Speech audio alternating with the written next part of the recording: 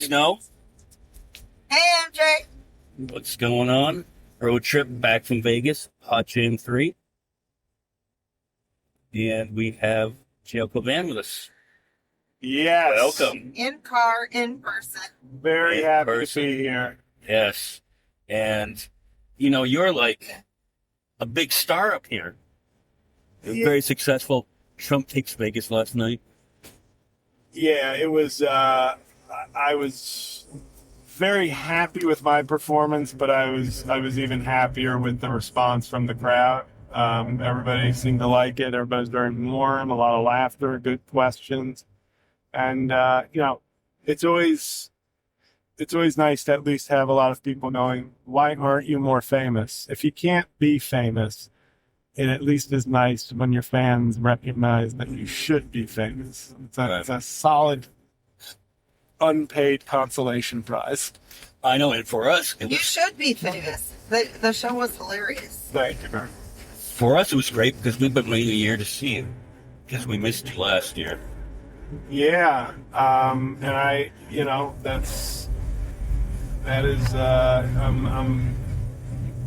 I'm so tired right now. If people can't tell, as I stammer Me through too. a basic sentence, it is 2:30 my time. I've only been here for 2 days, so it's not really I had some big adjustment to the West Coast. Okay.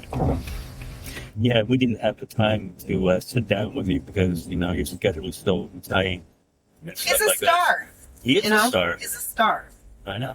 Yeah, a very insignificant star. One you barely see. It does not navigate anybody home. Nobody looks to the sky and says, "Where's the JL star?" That'll point the direction. No, that will point you to failure. You needed to be amongst your people, though, your fans. Oh, it was great, and it was nice. I know you guys have you've had Rod and Karen on your show, and it was Love them. yeah, they're great. And it was nice to, kind of force multiply those two fan bases. Right. Because they've been, those two shows have been instrumental, to say the least, in helping me when my career has been pretty good, but even more so when my career was like DOA.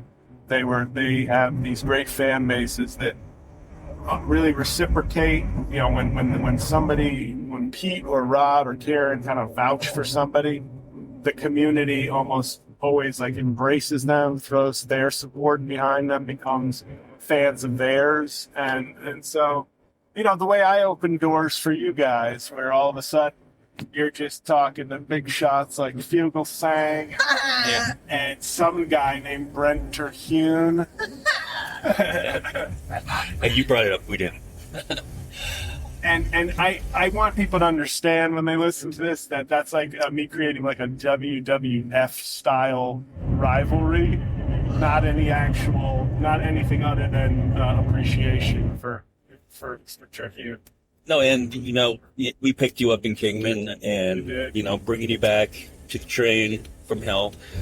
But it's an appreciation for, like you said, the doors that you've opened for us that have allowed us. No, we're being serious here for a change. No, we really do appreciate it. Nah, you're good. You're good people. You're putting out your own show. You're very, very. You've been supportive of, comedy and politics. And you picked me up.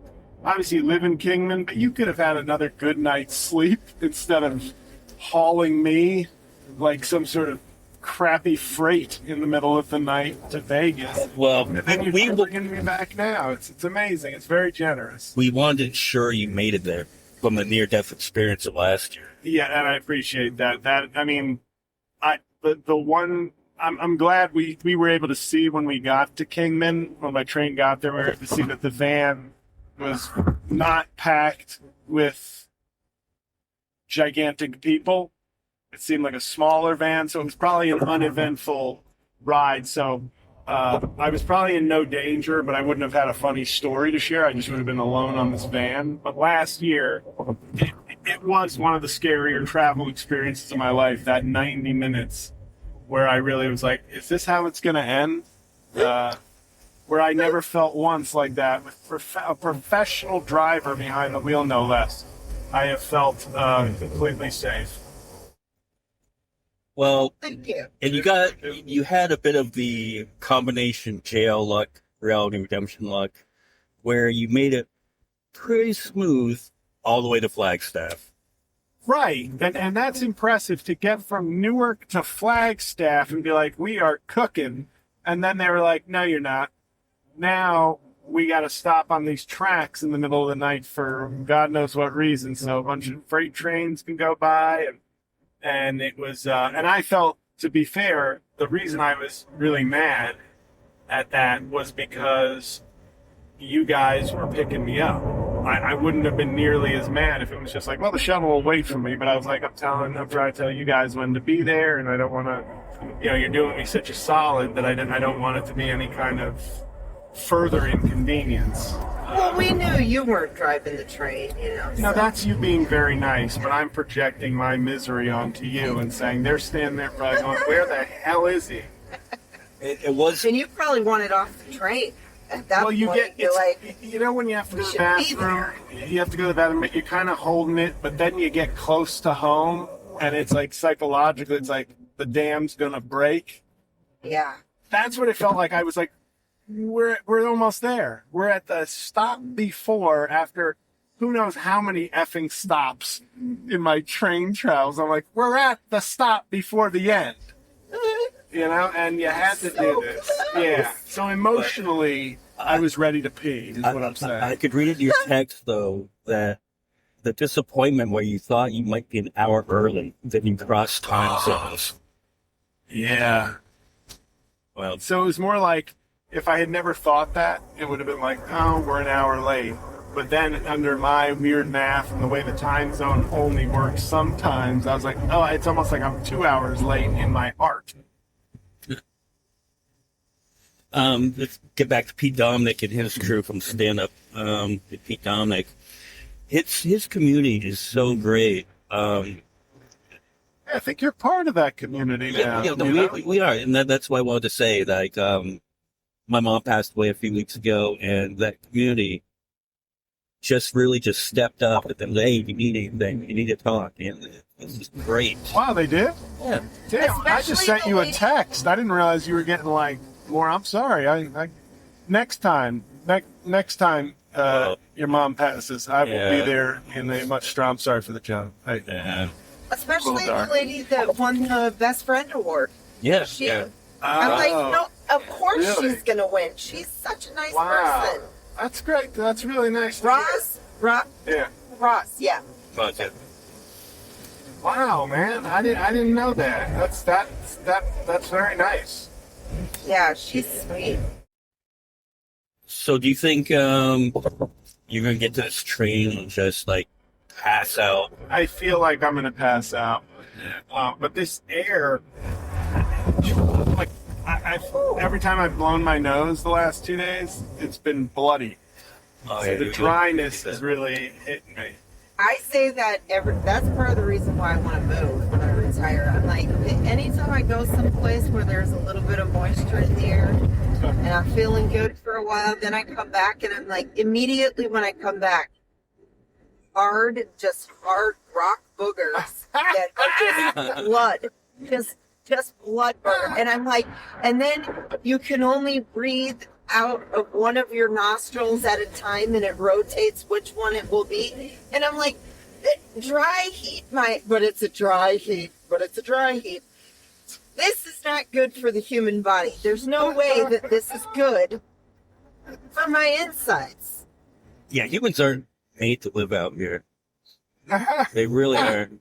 I'm sorry, I still just like rock hard boogers.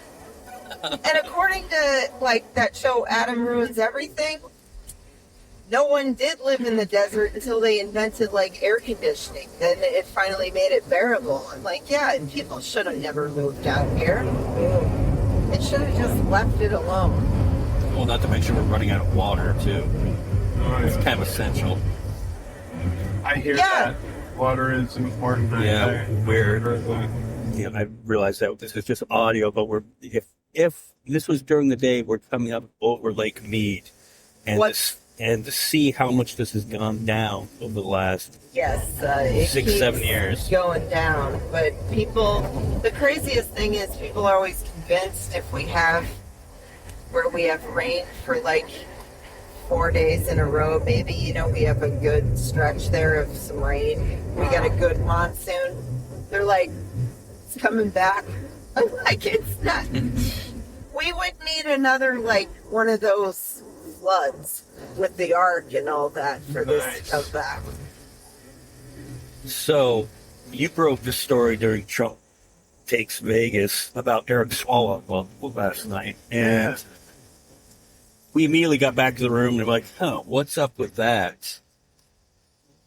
And what do you think will happen? Do you think he'll drop out? I think he's going to drop out. I think he's going to realize that his chances, I think he was a front runner, and it just won't hold. And he needs to just drop out. Yeah. Like, dude, you've already got, 4 women who have come out and said, that you either raped or were inappropriate, to say the least. And who knows, there could be more. I mean, that eventually come out too. But why the purity test, though, between a Republican and a Democrat? Because if it was a Republican, they'd just be like, nah, fuck you, I'm staying in the race. I think, to be fair, although there is a lot of purity testing by the left, I think this is a decency test, not necessarily a purity test. Whereas Republicans, they've got a guy in there whose mistress lit herself on fire and died or something. Yeah, committed suicide. And they're still not, like, he's been harassing and doing all these things.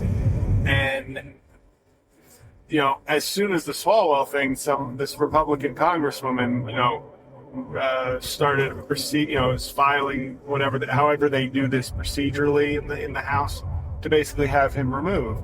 Now I feel like that's probably a reasonable response to this, unfortunately. But the idea that it's like, but for the Republican guy, we only have a 2-seat majority or whatever, so we'll slow walk that one. And I'm not even equating them, because if what they say is true about Swalwell, it is worse. If everything is true, that not just the harassment, which would be kind of an equivalent, but if we've had like forcible rape, that's atrocious. And I'm not like, I wrote on social media that he's done, and somebody was like, "There's no evidence, and that you haven't even seen evidence, and you're already guilty." I said, "I didn't say he's guilty. I said he's done. Those are two separate things. Like, he's not politically recovering from this. It doesn't mean he's going to jail. It doesn't mean like all that, but he's not, face facts. Like, this is, your political career is over. Yeah. Like, you're not going to come back. Like, didn't the old governor of New York try to come back? It's like, you're not going to win. Oh yeah, it's much like now they're saying like the Republicans have the lead now, but that's just because there's so many other candidates splitting the vote.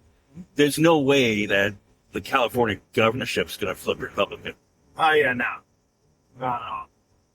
no way. But and especially in this climate, like the anti-Trump sentiment is so powerful right now.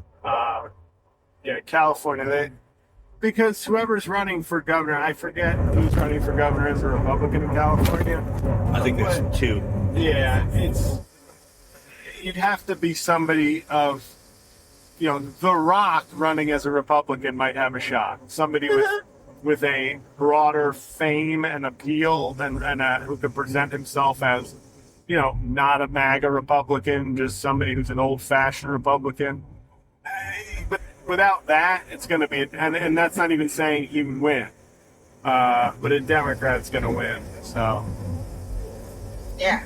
So did you hear the latest tonight that J.D. Vance left Pakistan without the deal? I did. I posted it. I snuck out to the pool and made a video. Oh. Always making content. But the yeah, I mean, it's one of these things where, you know, Trump wants to get out, but he doesn't want to further embarrass himself. So it's, sent master negotiator, you know, as we all remember from the Zelensky conversation. The guy he's a master of the diplomatic arts. And so how is it, it's not shocking at all that they don't have a deal. Thank us once. Yeah. Sorry. What do you think's the end game is here with this war? I don't know. I think, like so many things, we're being held hostage by the arrogance and incompetence of Donald Trump, and you know we're stuck with whatever this is. Like he's gonna try to find a way to save face, and people will die, and gas will remain high, and all because you know he can't exit this now. Unless he has some big decisive win, which will probably mean, you know, murdering a bunch of people. Think he's crazy enough to do a nuke? I have thought that. I think he's a bad enough person and going into hardcore enough dementia potentially. I wouldn't put it off. I hate to say this. I wouldn't take it off the table as far as the combination of him needing to look strong, him losing his marbles, him being ridiculed as Taco. Like, I think people need to realize, no, we shouldn't tiptoe around him just because he's a crazy piece of shit.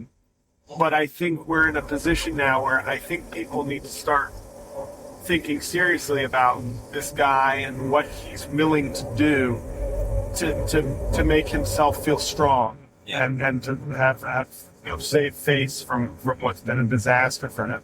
Yeah, when Alex Jones turns on you, you know there's a problem. Right. One of the things I wanted to ask you, being a Catholic, how did you feel about Pete Hegseth on Easter? He did not let the Catholics into whatever service they had that day, or something to that effect. Oh, I didn't realize that. Yeah, I mean, he kind of had beef with the Pope. Well, Hegseth did. Oh yeah, because in addition to being a brilliant military tactician, he's also, a go-to spiritual faith leader. No, it's Pete Hegseth lives in his own world, where every soldier is an '80s action hero, and he's a terrible human being, and another example of the fake and dangerous brand of Christianity that has no relation, as our mutual friend John Fugelsang eloquently shows in his book. These people are not really in any kind of real relationship with the teachings of Jesus. They like the branding. Christianity equals power and tradition. And so they like that. They just don't like anything that Jesus stood for. And, that's awful and pathetic. Yeah. We'll keep this short because we're all tired. It's 11:30 our time here. The only one cool thing that did happen is Artemis II successfully made their mission around the moon. And you come out about that 45 minute when you go around the dark side of the moon, and then the first person you have to listen to is Trump. But overall, I was watching the news conference that they were giving today, and it was kind of uplifting, and it kind of made you go, there's a little hope out there somewhere about all this. Oh, is that what that made you feel? Yeah, I felt good. Now, the astronaut, they'll probably be labeled as woke and fired tomorrow, but Skull, I don't know why we have to go to the moon again, though. Yeah, I mean, I love space stuff. As a person who hates flying, I have a profound respect for the courage and skill and intelligence of astronauts. I think the reason I like the space exploration, even if it's just another trip to the moon, is when you have that many smart people working on things, you can, not only do we get to the moon or maybe further than that, but we get other applications and other things that we discover through all the engineering and math and work that takes that can benefit us.